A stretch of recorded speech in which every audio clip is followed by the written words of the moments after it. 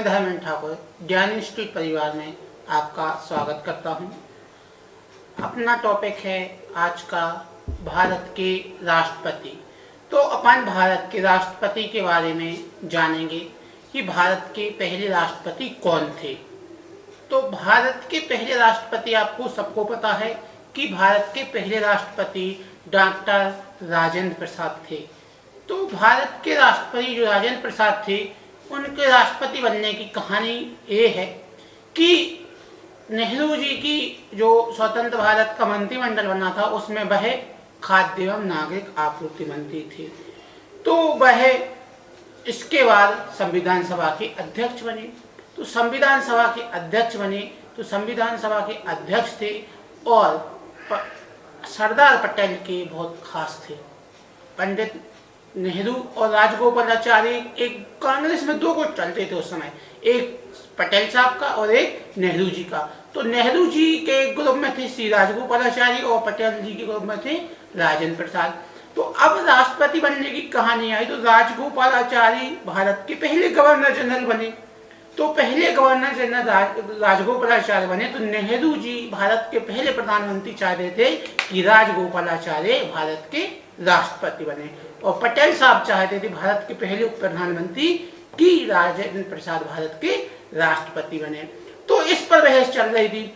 तो राजगोपालाचारी को पंडित नेहरू आश्वासन दे चुके थे कि आप ही भारत के पहले राष्ट्रपति होंगे। उसका कारण क्या था राष्ट्रपति बनाना? क्योंकि उनको उस चीज का नॉलेज था, क्योंकि वो गवर्नर जनरल थे। लेकिन सरदार पटेल चाहते थे कि राजेंद्र प्रसाद राष्ट्रपति बने। क्यों? क्योंकि उन्हें संविधान सभा के अध्यक्ष थे और अध्यक्ष के तौर पे उनको भी उस चीज का अनुभव खासा था। अब बात आई लेटर की। एक लेटर की बात आती है तो राजेंद्र प्रसाद को एक लेटर लिखा नेहरू जी ने कि हमारी पटेल साहब से बात हो गई है और सहमति बन गई है कि राजगोपालाचारी ही भारत के अगले राष्ट्रपति होंगे। संविधान बनकर तैयार हो गया था 26 नवंबर 1949 को। लेकिन राजेंद्र प्रसाद अचंभित रह गए कि पटेल साहब से मेरी बात चल रही है और नेहरू जी राजगोपालाचारी की बोल रहे हैं कि पटेल साहब ने हाँ कर दिया। लेकिन ऐसा नहीं था, क्योंकि नेहरू जी ने वो झूठा पत्र लिखा था। किसको लिखा था? पटेल राजेंद्र प्रसाद को। अब राजेंद्र प्रसाद ने रिटर्न किया पत्र कि किसको? पटेल साहब को भी भेजा और उनको भी भेजा। लेकिन बात का जब पटेल साहब के पास राजेंद्र प्रसाद का खत गया तो पर्दाफाश होने वाला था। अब नेहरू जी ने सोचा अब क्या जवाब दें। अब शब्दों के तालमेल को बिठाना था। क्यों? क्योंकि वह राजेंद्र प्रसाद से झूठ बोल चुके थे। अब इन्होंने दूसरा पत्र लिखा राजेंद्र प्रसाद को कि इसमें पटेल साहब का कोई रोल नहीं, यह मेरी सहमति थी। मेरी ओर से मैं चाहता था कि राजगोपालाचारी भारत के राष्ट्रपति बने, यह मेरी आम राय थी, इसमें सरदार पटेल का कोई रोल नहीं है। अब बात आई राष्ट्रपति चुनने की तो सरदार पटेल थे, उनकी संगठन पर कांग्रेस में बहुत अच्छी पकड़ थी और राजेंद्र प्रसाद की भी कांग्रेस संगठन में अच्छी पकड़ थी। तो कांग्रेस में दो धड़े थे, एक राजेंद्र प्रसाद पटेल साहब का और एक नेहरू जी राजगोपालाचारी का। अब बात आई 26 नवंबर 1949 की। अब राष्ट्र संविधान बनकर तैयार हो गया। अब 26 जनवरी 1950 को संविधान लागू किया होगा, जबकि बनकर तैयार कब हो गया? 26 नवंबर 1949। उसके पीछे एक रीजन था। क्या था? कि कांग्रेस 1929 में लाहौर अधिवेशन में स्वतंत्रता संग्राम बिल पेश कर चुकी थी। संपूर्ण स्वतंत्रता संग्राम कब हो गया था?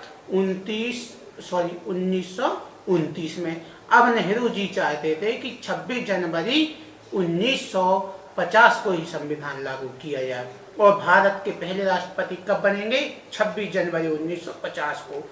अब 24 जनवरी 1950 को राजेंद्र प्रसाद को चुन लिया गया, लेकिन उसमें बहुत दिक्कतें आई। क्यों?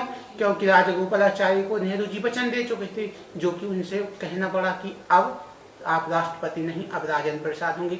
लेकिन राजेंद्र प्रसाद अपने पंडितों में विश्वास करते थे कि 26 जनवरी को शपथ नहीं होगी। लेकिन नेहरू जी चाहते थे कि 26 जनवरी 1950 को ही शपथ हो। लेकिन फिर नेहरू जी की बात पर राजेंद्र प्रसाद मान गए और 26 जनवरी को सुबह 10:30 बजे राजेंद्र प्रसाद ने 10:24 पे राजेंद्र प्रसाद ने भारत के पहले राष्ट्रपति के रूप में शपथ ली। अब तो भारत के पहले राष्ट्रपति कौन बने? डॉक्टर राजेंद्र प्रसाद। तो 26 जनवरी 1950 को भारत के पहले राष्ट्रपति, वो भी किसने चुना था? भारतीय संविधान सभा ने। उस समय चुनाव नहीं हुए थे, तो भारतीय संविधान बनकर तैयार हुआ था 26 नवंबर 1949 को। लागू कब हुआ? 26 जनवरी 1950 को। तो उस दिन भारत के पहले राष्ट्रपति चुने गए डॉक्टर राजेंद्र प्रसाद। इस तरीके से भारत गणतंत्र हुआ। अब आई चुनाव की बात।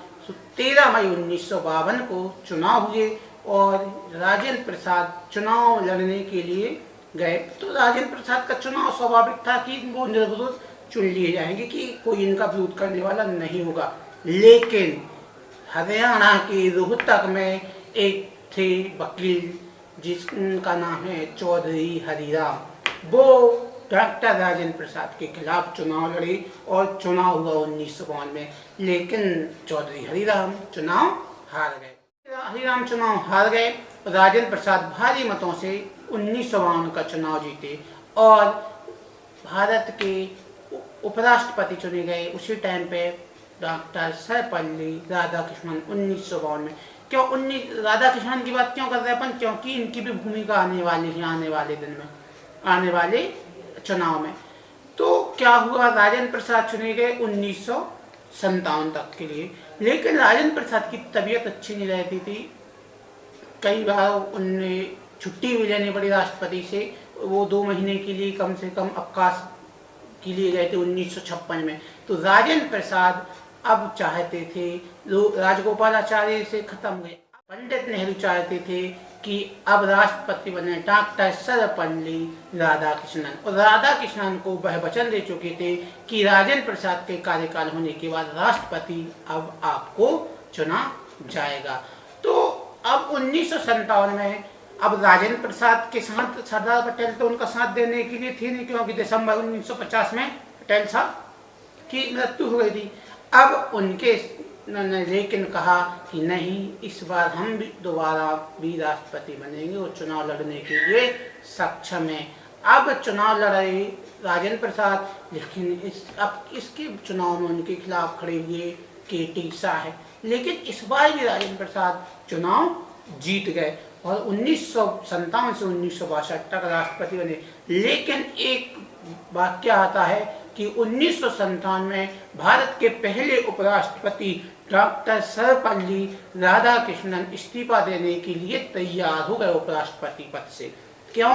क्योंकि नेहरू जी ने उन्हें वचन दिया था कि 1957 में आपको राष्ट्रपति बनाया जाएगा, लेकिन नहीं बनाया। क्यों? राजेंद्र प्रसाद दूसरा कार्यकाल करने के लिए तैयार हो गए। अब बात आती है राजेंद्र प्रसाद की। तो राजेंद्र प्रसाद ने 1962 तक अपना कार्यकाल पूरा किया। तो राजेंद्र प्रसाद के बारे में आता है कि वह भारत के पहले ऐसे राष्ट्रपति हैं जिन्होंने 2 कार्यकाल पूर्ण किए हैं। अब उन्हें भारत रत्न से सम्मानित कब किया गया? तो भारत रत्न से उन्हें सम्मानित किया गया सन 1962 में। राष्ट्रपति बनने के बाद, राष्ट्रपति नहीं थे जब उन्हें भारत रत्न से सम्मानित किया गया, राष्ट्रपति पद से हटने के बाद उन्हें भारत रत्न से सम्मानित किया गया था। और पंडित राजेंद्र प्रसाद के विदाई समारोह भी एक भव्य कार्यक्रम हुआ था कि उनके कार्यक्रम में जंतर मंतर में लाखों लोग आए थे और वही एक साधारण व्यक्ति थे। इतना बड़ा पद होने के बाद भी उन्हें कभी घमंड नहीं था और राष्ट्रपति का कार्यकाल होने के बाद वह पश्चिम बंगाल के जेरादेव गांव में सदाकत आश्रम में चले गए। इसके बाद नंबर आया भारत के पहले उपराष्ट्रपति और भारत के दूसरे राष्ट्रपति डॉक्टर सर्वपल्ली राधाकृष्णन। राधाकृष्णन के बारे में कहा जाता, राधाकृष्णन के बारे में आप जानते होंगे, उन्हीं की याद में 5 सितंबर को शिक्षक दिवस मनाया जाता है। अब 13 मई 1962 को भारत के दूसरे राष्ट्रपति बने सर्वपल्ली राधाकृष्णन। अब उनके खिलाफ एक वो दार्शनिक थे, उनके खिलाफ भी ऐसी स्थिति थी कि चुनाव हो सकता है कि वह निर्विरोध चुने जाए, लेकिन 2 बार चुनाव हार चुके रोहतक हरियाणा के एक वकील चौधरी हरिराम फिर से चुनाव लड़े। किसके खिलाफ? सर्वपल्ली राधाकृष्णन के खिलाफ भी चुनाव लड़े और राधाकृष्णन से भी वह चुनाव हार गए। इस तरीके से भारत के दूसरे राष्ट्रपति राधाकृष्णन 1962 से 1967 तक भारत के दूसरे राष्ट्रपति बने। सर्वपल्ली राधाकृष्णन को भारत रत्न से सम्मानित सन 1954 में किया गया था। तब वह भारत के उपराष्ट्रपति थे। वह 2 बार भारत के उपराष्ट्रपति चुने गए, सन 1952 से 57 तक और 1957 से 1962 तक। 1962 में वह भारत के राष्ट्रपति बने। 1962 से 1967 तक वह भारत के राष्ट्रपति बने। अब अगले राष्ट्रपति के बारे में पढ़ेंगे अपन अगले वीडियो में। तब तक के लिए आप इंतजार कीजिए और आप वीडियो को शेयर करें, चैनल को सब्सक्राइब करें और बेल आइकन भी दबाएं, जिससे आपको नए वीडियो का अपडेट मिलता रहे। यह वीडियो आपको कैसा लगा कमेंट बॉक्स में जरूर बताएं। तब तक के लिए धन्यवाद। तो दोस्तों, ये था आज का टॉपिक। आज के लिए बस इतना ही। आपके लिए हम फिर हाजिर होंगे लेकर कुछ खास जानकारी। हमारे साथ जुड़े रहने के लिए हमारे चैनल को सब्सक्राइब कीजिए और लेटेस्ट अपडेट्स पाने के लिए बेल आइकन को दबाएं। वीडियो को लाइक कीजिए, शेयर कीजिए और कमेंट बॉक्स में दीजिए अपना फीडबैक। अब दें हमें इजाजत। नमस्कार।